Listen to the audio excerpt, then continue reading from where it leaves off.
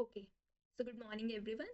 Today we will study class 9th economics chapter number 2 people as resource. So this is the roadmap for our lesson and we are going to first see the concept of the human resource. Then we'll start with the basic introduction and then we will look at human resource, what human resources mean and why are they important.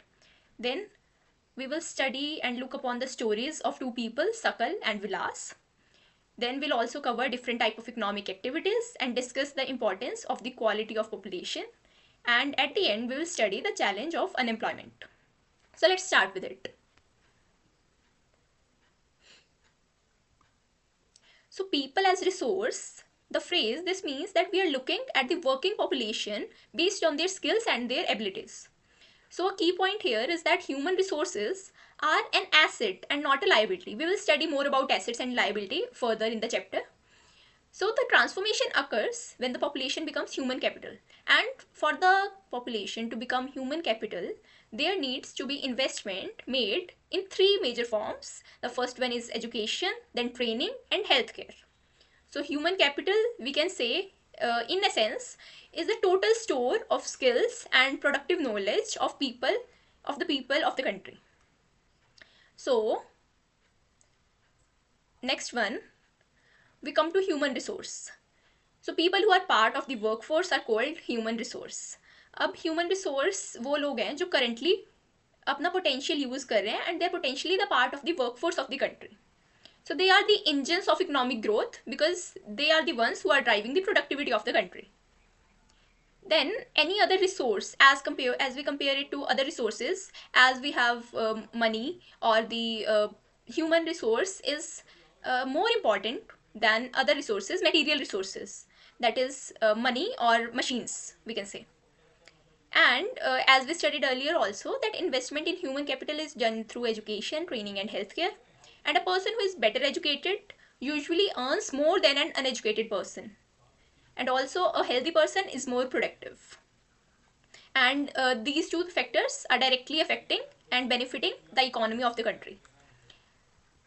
So next one. This photo or illustration, this visual shows us the sources and the result of human capital. The first one, if we look at it, is a teacher or a trainer.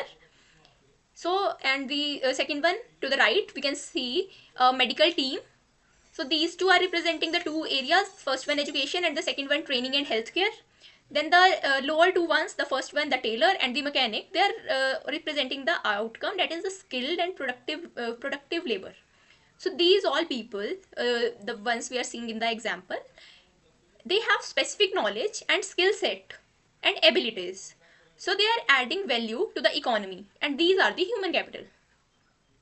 And when we as a country are ensuring that these inputs, the healthcare education is made, this makes the population capable of working. Now in this we can see the three major things, that investment made in human resource is made in education, healthcare and training. So this one, this illustration shows us the benefit of the developed human resource. We can see when we have a developed human resource, we see three major benefits.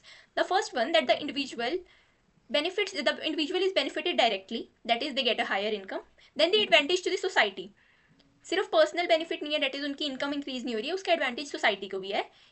And the third one, superior to other resources, that the human intellect and the adaptability of human, that a skilled person, अगर एक skilled person है वो manage better करेगा problems को, वो society में एक understanding person की तरह और रिस्पॉन्सिबल सिटीजन की तरह डेवलप होएगा.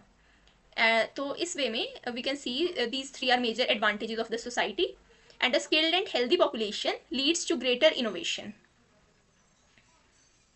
Thank you. We'll study next part later.